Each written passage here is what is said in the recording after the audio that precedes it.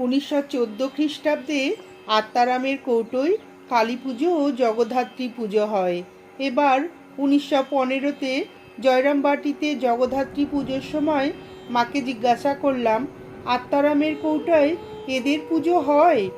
গুজ্জাতি গুজ্জ গোপ্তি তং গৃহানস্মৎ কৃতাং জপং সিদ্ধির ভবতু মে দেবী তৎ প্রসাদাত মহেশ্বরী বলে ওই কৌটাতেই জপ সমর্পণ করি। তাতে দোষ হয় না? মা বললেন, তা হবে কেন? তুমি কি বেদান্ত পড়ো? ঠাকুরই মহেশ্বর, ঠাকুরই মহেশ্বরী।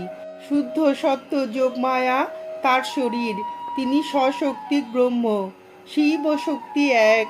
ঠাকুরের অসুখের সময় একদিন দেখলাম মা কালী ঘাড় বেঁকিয়ে রয়েছেন। জিজ্ঞাসা করলাম, মা অমন করে রয়েছে কেন? বললেন, ওর গলার ঘায়ের জন্য।